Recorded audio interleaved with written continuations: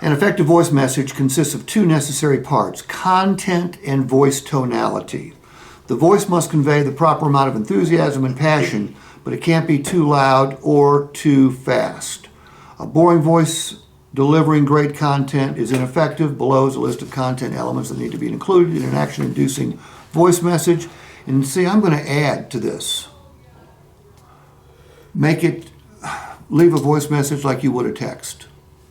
What was the verbiage you used? People read voice messages like they read a text.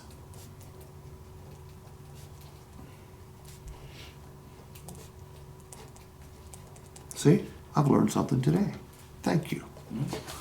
All right. Make the voice message about the customer, not about what you or your store needs. Instead of saying, hey, or we need you to come here so we can look at your trade. Okay, that's what we need. Make it about the customer. In order for you to get top dollar for your trade, it would be advantageous for you to bring your vehicle by so we can do an appraisal, shop it around, and make sure we get you the most money possible. That's about the customer, not about us. Include, when possible, a professional tease designed to provide the customer with a self-serving reason to return the call. We have a number of unpublished discounts. In order to determine if you qualify for any of them, we need to talk. What would be an unpublished discount? Trade assistance. It could be anything you want it to be. It could be. I mean, obviously, we've got military, recent college grad, and the factory will have some. And I say they're unpublished. They're published, but rarely do consumers see those. Okay. But if I was in law enforcement, could we come up with a law enforcement discount? Correct. If I was a first responder, teacher, I mean, all sorts of things. What you want to do is give the customer a good reason to either pick up your next call or call you back or text you back. Mm-hmm. Because, Steve, if we don't create two-way communication, are we going to help them buy a car? No, we're not. There must be a call to action, a critical element to any effective voice message, or text for that matter. Include a text option if you want to make it, and if you want to make it memorable, add a FaceTime option as well. Say, hey, if you want to see what I look like, let's FaceTime.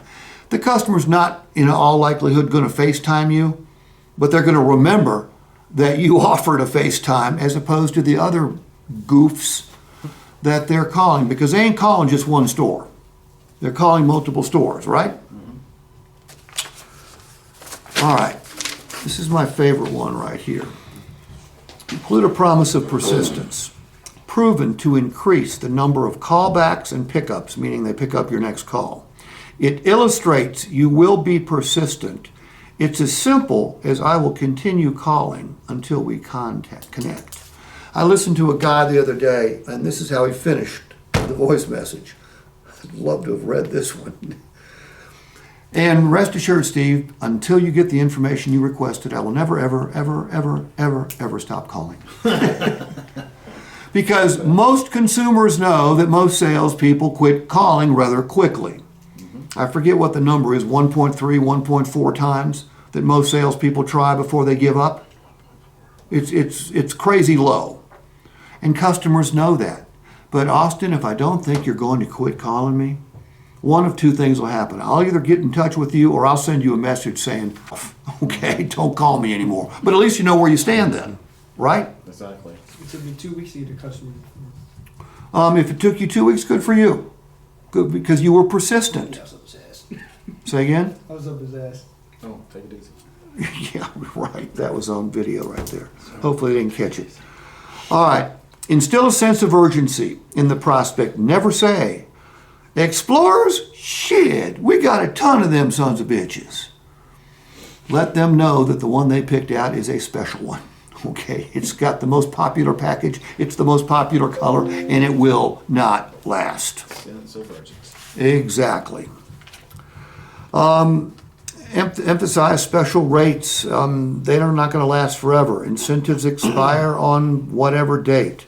You've asked about one of our most popular vehicles. We only have a few. Offer the prospect an opportunity to text. Better yet, promise your prospect a video showing. Steve, are any of your guys going out and doing a quick video, a 30-second video of the vehicles? We have a system called Trade Pending, which we do videos and send to customers. Okay, on every good. lead. How's it working? We just did some training on it. Hopefully it's going to get better. Okay. I actually did it also as a salesperson, and once in a while you get somebody to get back to you, but typically you didn't get a lot of response from it. Okay. I mean, just being truthful. Well, no, yeah. Look, How did you are you still doing them, or do you do them? Do you get a lot of response on them? Honestly, 50%, I'd say. Mine was 50%. good. That's really off the good. charts. Good. Mine was probably like 10. So I need to learn from. Well, we need to learn from some stuff. I mean, I'm not doing anything special. I think it's just luck of the draw, really. Well, I think it also sets you apart because most salespeople don't do that. I mystery shop. I don't do it as often as I used to. I mystery shop twice a month. Whenever I read about some hotshot business development center or some hotshot store in Idaho or California or Georgia or North Carolina, I'll mystery shop them because I'm looking for good ideas. I'm looking for voice messages that would make me want to contact the dealership.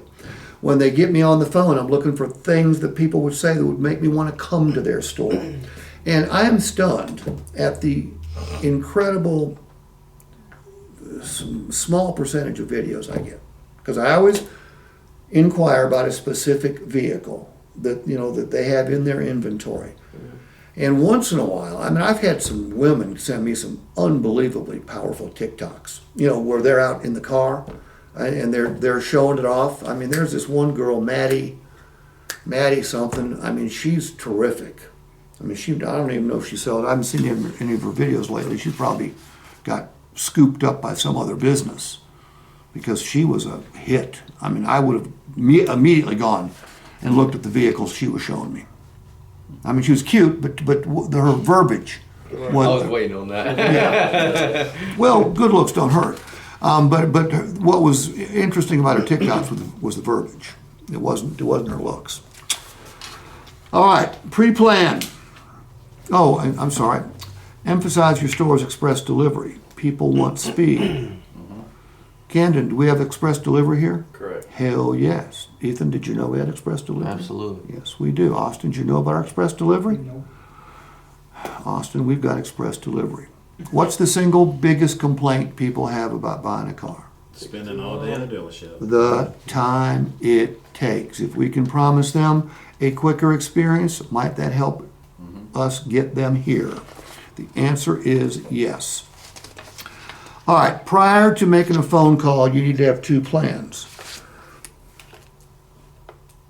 Plan number one, know what you're going to say if the customer answers the phone. And plan number two, know what voice message you're going to leave if you get voicemail. Does that make sense? Yes. Dialing the phone aimlessly to meet your call quota is not the profitable way to use the phone. Prepare prior to dialing. You will be paid well for the effort.